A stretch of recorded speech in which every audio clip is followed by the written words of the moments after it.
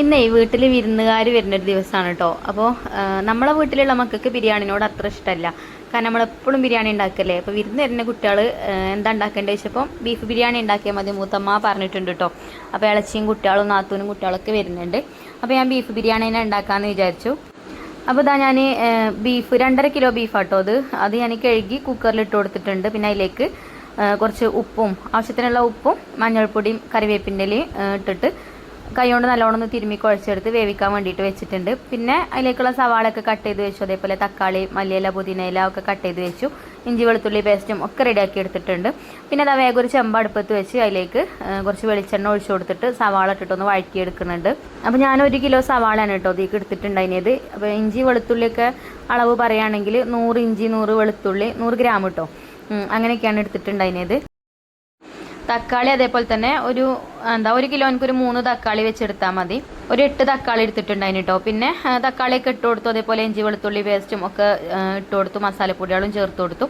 മസാലപ്പൊടികൾ കുറച്ച് കാശ്മീരി മുളക് പൊടിയും അതേപോലെ തന്നെ ബിരിയാണി മസാല, അതേപോലെ മഞ്ഞൾപ്പൊടി, കുരുമുളക് പൊടി, ഇതാണ് കേട്ടോ മസാലപ്പൊടികളായിട്ട് ചേർത്തിട്ടുണ്ടായിരുന്നത്. പിന്നെ തൈരും നാരങ്ങ നീരൊക്കെ ചേർത്ത് കൊടുത്തു. പിന്നെ നമ്മൾ കുക്കറിൽ വേവിച്ച് വെച്ച ബീഫും ആയിക്ക് ഇട്ട് കൊടുത്തു.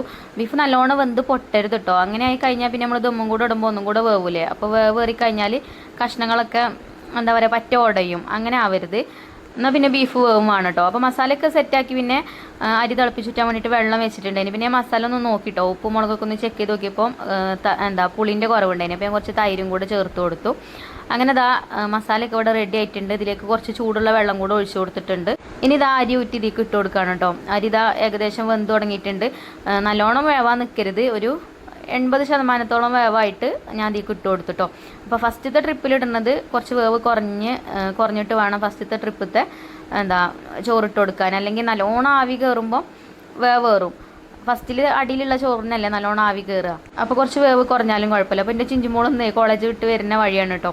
അപ്പോൾ വന്നപ്പോൾ ഞാൻ ചോറ് ഊറ്റിയിടേന്. പിന്നെ കൊട്ടക്കൈയിൽ വാങ്ങി ഊറ്റിയിടാനൊക്കെ നിന്ന്. അപ്പോൾ വൈകുന്നേരമാണ് നമ്മൾ ബിരിയാണി ഉണ്ടാക്കുന്നത്. പിന്നെ നമ്മൾ സാധാരണ ചെയ്യുന്ന പോലെ തന്നെ അണ്ടിപ്പരിപ്പ്, മുന്തിരി, സവാളൊക്കെ വറുത്ത് കുരിയതൊക്കെ ഇടയ്ക്ക് ചേർത്ത് കൊടുത്തു.